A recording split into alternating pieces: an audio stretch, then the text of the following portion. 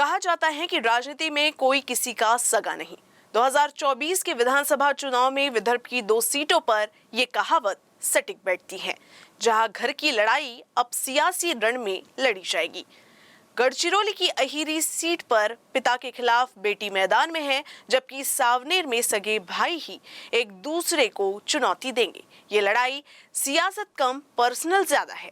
ऐसे में कौन किस पर भारी पड़ेगा और कौन किसका खेल बिगाड़ेगा, इसी पर सभी की निगाहें टिकी है। महाराष्ट्र विधानसभा चुनाव 2024 के इस राजनीतिक रण में विदर्भ की 2 सीटें खास चर्चा में हैं, जहां मुकाबला खून के रिश्तों के बीच हो रहा है। गढ़चिरौली की अहिरी सीट पर इस बार सबकी निगाहें हैं, जहां पहली बार इस सीट पर पिता बनाम बेटी की लड़ाई होने जा रही है। अहिरी के मौजूदा विधायक धर्मराव बाबा आताराम को उन्हीं की बेटी भाग्यश्री आताराम से खुली चुनौती मिली है। राजे आताराम जहां एनसीपी अजित गढ़ से चुनावी मैदान में हैं, वहीं भाग्यश्री शरद पवार गुट की तुतारी थामकर इस मुकाबले में कूद पड़ी है। हे काय चाललंय? ठीक आहे, पक्ष फोडीचा कार्यक्रम तुमचा झाला आणि घर फोडायचा सका मुलीला तुम्ही बाजूला घेऊन आमच्या बापाच्या विरोधामध्ये जेही पोरगी आपला बापाचा होऊ शकला नाही, ते तुमचा कसा होणार आहे ह्याचा तुम्हाला विचार करावा लागेल। काय तुम्हाला न्याय देणार आहे लोकांना? जी पोरगी आपला होऊ शकला नाही बापाचा, तुम्हाला लोकांचा काय न्याय देणार आहे, तुमचं काय काम करणार आहे ह्याचा सुद्धा तुम्हाला पुढे विचार करावा लागेल।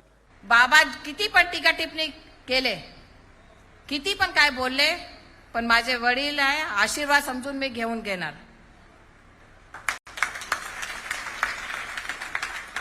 मी ऐसा समझना है। चुनाव की घोषणा से पहले शरद पवार ने गढ़चिरौली में शिव स्वराज्य यात्रा निकाली थी। तभी भाग्यश्री ने पिता के खिलाफ बगावत का बिकुल फूंक कर शरद पवार गुट में शामिल हो गई थी।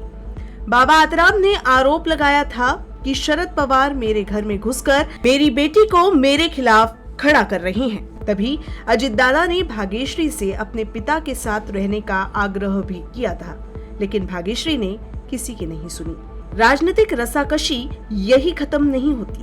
नागपुर के पास स्थित सावनेर विधानसभा सीट पर भी खून के रिश्ते सियासी रणभूमि में उतर गए हैं, जहां आशीष देशमुख और उनके सगे भाई अमोल देशमुख के बीच तीखा मुकाबला है।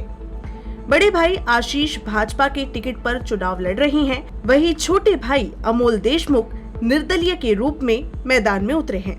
बहरहाल इन दोनों सीटों पर भाई भाई और पिता बेटी के बीच की फैमिली फाइट अब चुनावी जंग लोगों के लिए किसी ड्रामे से कम नहीं है।